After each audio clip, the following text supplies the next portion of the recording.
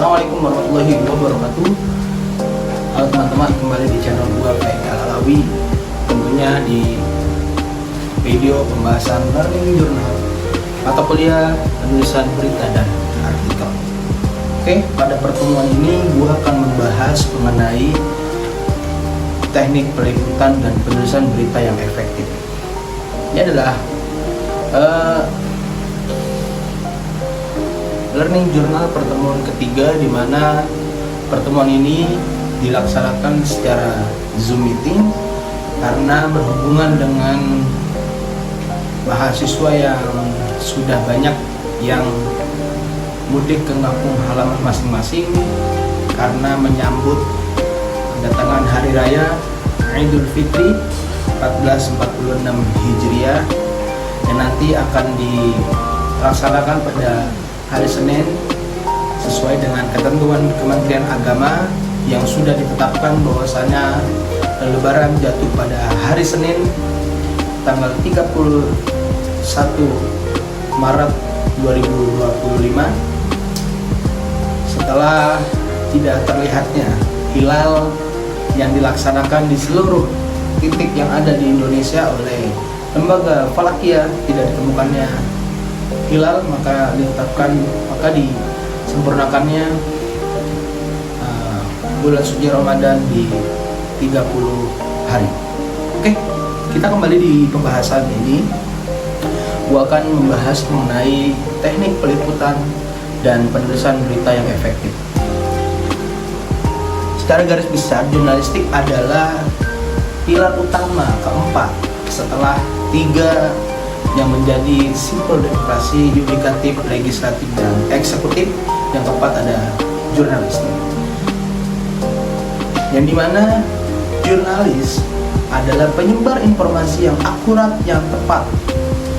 Nah, karena jurnalis adalah penyampaian informasi yang tepat, dan itu adalah salah satu bagian dari demokrasi, maka sebagai jurnalistik atau sebagai kawan-kawan awak media atau teman-teman yang ingin tertarik dalam teknik peliputan dan ingin mengetahui apa saja yang dipelajari oleh peliputan, maka silahkan dengarkan yang akan diberikan. Yang pertama, tujuan apa sih tujuannya ya kan? Pertama, menjelaskan teknik dasar peliputan dan penulisan berita, memahami karakteristik peliputan berita, hukum, dan kriminal, politik, dan ekonomi. Oke, kita akan membahas mengenai teknik peliputan berita. Gimana sih peliputan berita itu? Yang pertama, sumber informasinya melalui wawancara, observasi, riset mendalam. Yang pertama adalah wawancara. Wawancara kita mendapatkan hasil informasi. Contohnya ketika kita mencari informasi mengenai bencana alam, maka kita bisa mencari informasi melewati warga lokal yang ada atau yang warga yang terkena daripada bencana alam tersebut. Contohnya seperti yang kemarin marak itu, yang kemarin terjadi adalah banjir yang terjadi di Bekasi. Kita bisa mencari informasi melalui wawancara, mendatangi langsung warga yang terkena banjir tersebut. Melalui observasi, kita bisa datang langsung ke sana.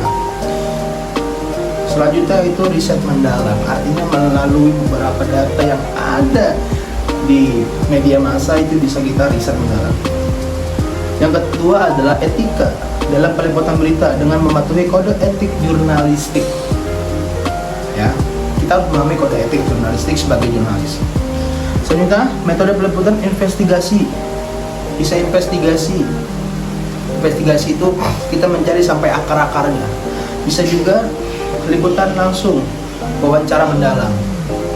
Bisa kita wawancara mendalam seperti kita memanggil narasumber kita untuk menggali lebih dalam dari berbagai narasumber kita. Selanjutnya ada peran teknologi, media sosial, dan jurnalisme dan yang semakin berkembang. Artinya semakin canggih teknologi, semakin berpengaruh juga kepada masyarakat untuk mencari informasi. Selanjutnya ada teknik penulisan berita. Teknik penulisan berita itu menggunakan 5W1H dan piramida terbalik. Gaya penulisan yang lugas, berbasis fakta, dan tanpa bias. Artinya piramida terbalik adalah kita memberikan titik terang itu di akhir sekaligus kita memberikan kesimpulan. Selanjutnya ada jenis-jenis peliputan. Jenis-jenis peliputan ada yang pertama ada hukum dan kriminal. Peliputan hukum itu bisa kita mendapatkan dari sumber polisi, pengadilan, saksi korban, tantangan akses informasi dan lain sebagainya. Itu mengenai hukum dan kriminal. Contoh yang kemarin marak sekali yang tidak bisa kita dapatkan keadilan ada seperti kasus yang ada di Jawa Barat, Vina Cirebon, itu adalah kasus kriminal. Selanjutnya ada politik. Sumber berita bisa kita dapatkan melalui partai politik atau analisis atau akademisi. Selanjutnya ada peliputan ekonomi. Lebih marak sekarang menyambut Idul Fitri 1446, banyak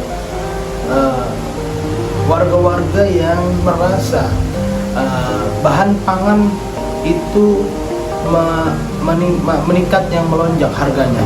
Nah, maka dari itu kita bisa mendapatkan sumber laporan dari keuangan, data statistik, lembaga resmi, atau bisa juga kita mendapatkan berita dari orang-orang tua kita atau para pedagang. Selanjutnya, apa sih kesimpulannya dari yang gua bahas ini? Yaitu jurnalis harus memiliki keterampilan teknis. Kita itu nggak hanya menulis, menyampaikan berita, tapi bagaimana ada statement untuk ketertarikan pembaca dan kejelasan daripada informasinya, sehingga kita harus memiliki keterampilan teknis. Peliputan juga harus dilakukan dengan metode yang tepat dan sesuai jenis berita. Dan di era digitalisasi ini, jurnalis harus menjaga akurasi dan kredibilitas. Jangan sampai jurnalis itu kalah dengan afiliator yang beredar di media sosial. Dengan maraknya media sosial dan mudahnya memperluas informasi tanpa harus ada spesifikasi yang baik, maka sebagai jurnalistik harus dan jangan sampai kalah daripada informasi afiliator dan harus akurat sama yang ada dibawa oleh afiliator. Sehingga apa? Menciptakan regulasi informasi yang baik dan juga menciptakan ketertarikan daripada jurnalistik untuk kedepannya. Oke, itu saja dari gua. Kurang lebih yang mohon maaf. Jika ingin ditanyakan silakan ditulis di kolom komentar di bawah. Jangan lupa like, comment, and subscribe. Oke, see you.